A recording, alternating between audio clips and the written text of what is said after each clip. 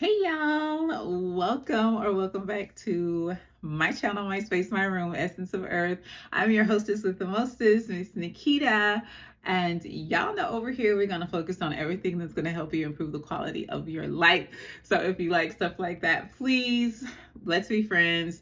Subscribe to my channel, all of that stuff. Y'all already know. Give you a moment of silence. Okay, thank you.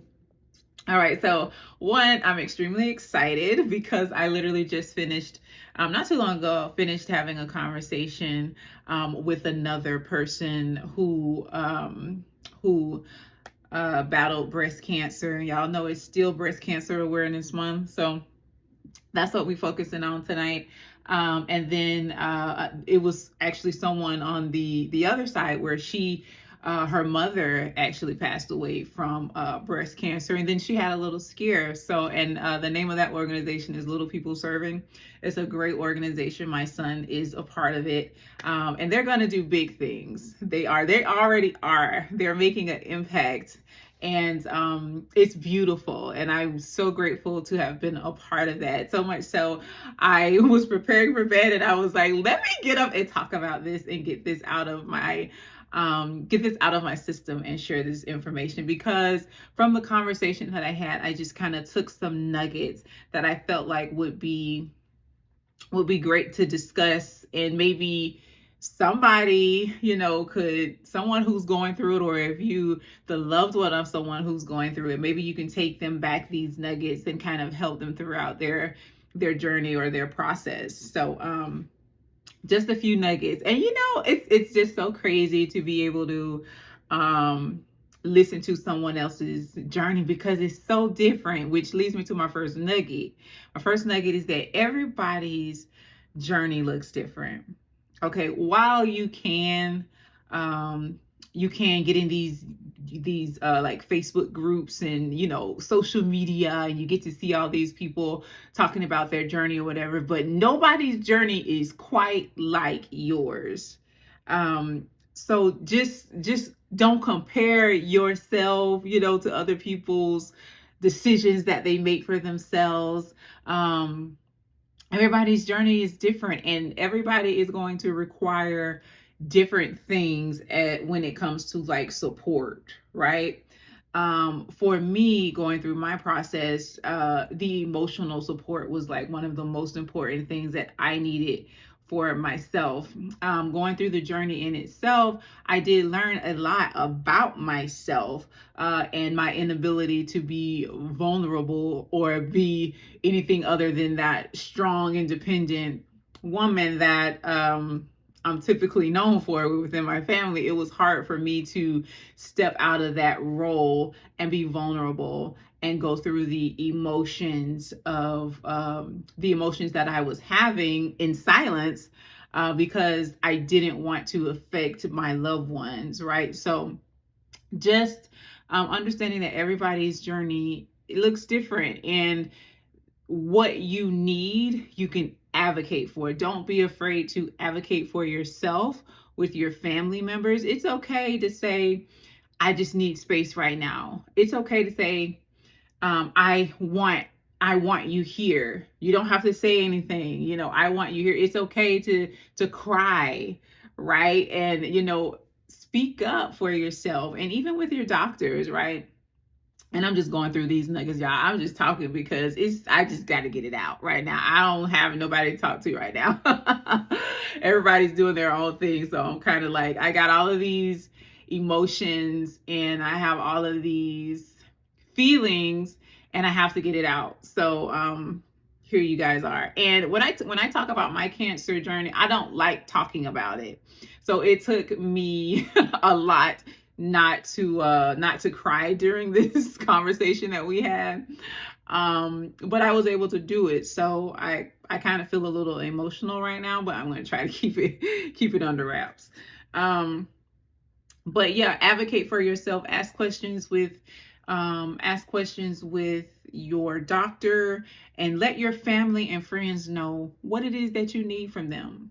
Because some of them don't know how to react everybody is different. And then as someone actually going through it, you have to have some type of understanding, because not everybody deals with these types of things the same way. For instance, like my oldest sister, she kicked in, like she did everything. And then my other sister, she didn't quite know how to console or comfort me, but she's freaking hilarious. So she kept me laughing. She check in on me every now and then, and she keep me laughing. And then I have a sister cousin, who doesn't know how to handle these situations at all. So she kind of like shied away from any type of conversation about it, other than just checking on me and saying, how am I doing? And I don't have any ill feelings against how either of these people treated me or anything like that. I just understood that everybody is different, and the support that they gave me was the support that I needed, and I was grateful for. So not everybody has that support system like I did, and I'm grateful for that. But it's okay to advocate for yourself and what you need. And if you don't have that support system, maybe you can join groups. You can join some groups, Facebook groups, small community groups within your locally within your city or your county, and finding the support that you need. Advocate for yourself, honey, because aside from the physical things that you have to go through with being diagnosed with breast cancer, I think the worst part is actually the mental part of it, right?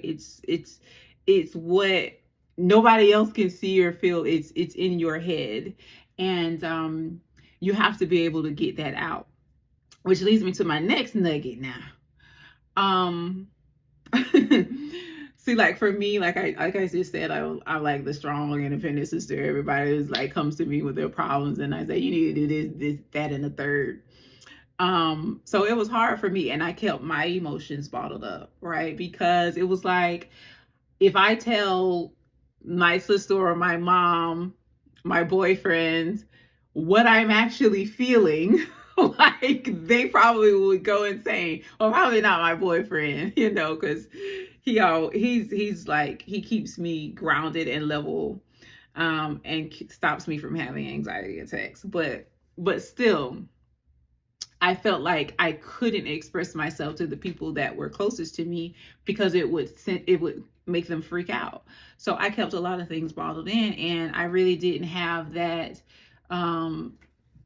person who wasn't so close to me that I could just spill the beans with no judgments or without the attachment that they had to me. So it is so important that you find someone who is probably not a relative, maybe just a friend, a therapist, that you could just spill the beans, honey, and tell them how you feel.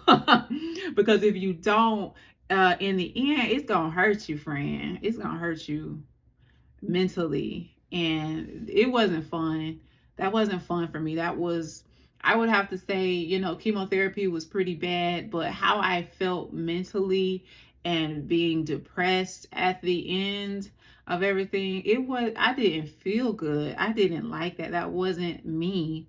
And I could just imagine if I wasn't able to catch it and get myself working and get out of that mode that I was in, it could send me going a spiral downwards.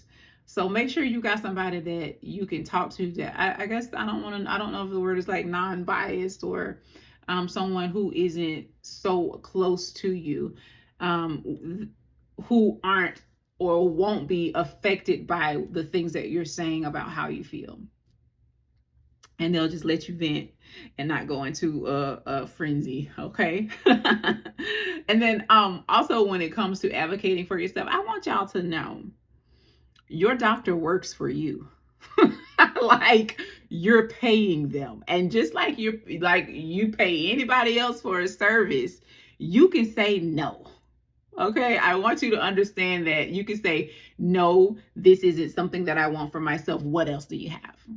You can say that. And if they act like, they're the head honcho and that they just gonna tell you what the heck you can do with your doggone body, Ma'am, sir, next. Can I get another oncologist on aisle 2, please? Because this one ain't working.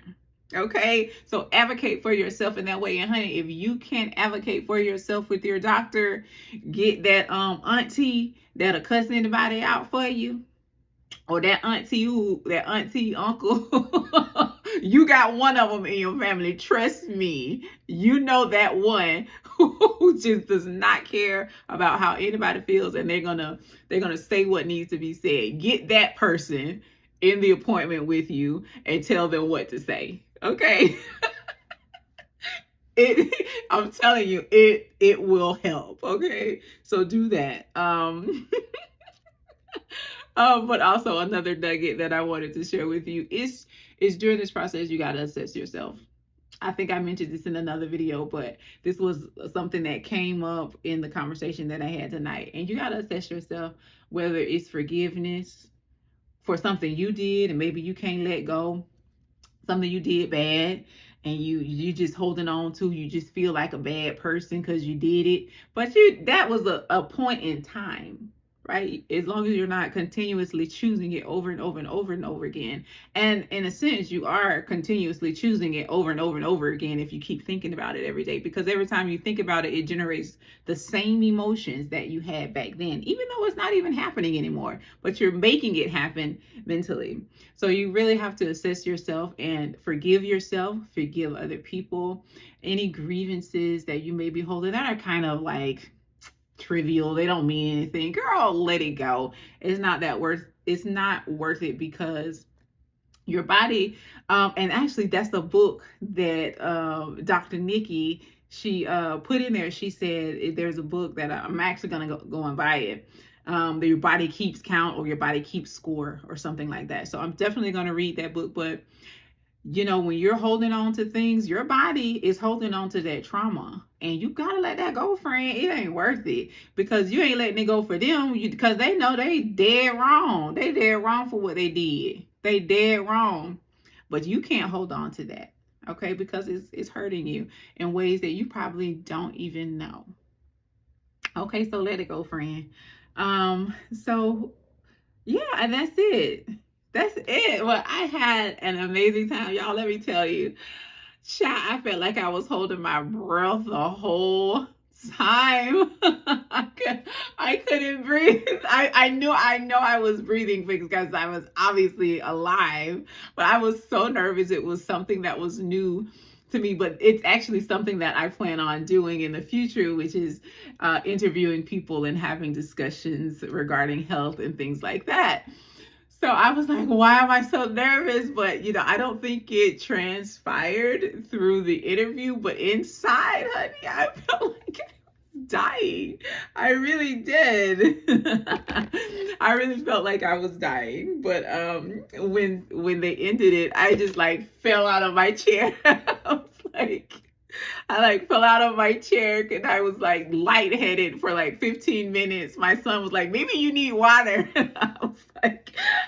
I think I do. I was like, I don't know why this is affecting me so badly, but I'm glad it didn't come through in the actual the live stream that we did, because honey, I was going through it. At one point, things got a little blurry. What is happening to me? I need to breathe. I'm not breathing. Oh, that was so funny. Okay. But nonetheless, your journey belongs to you. It doesn't look like anybody else's journey. Advocate for yourself, love on yourself, forgive yourself, and move forward. Okay? If God can forgive you, you can forgive you too. Okay, I hope this blessed you in some kind of way. Don't forget to subscribe and share it with your friends. Have a good night. Bye.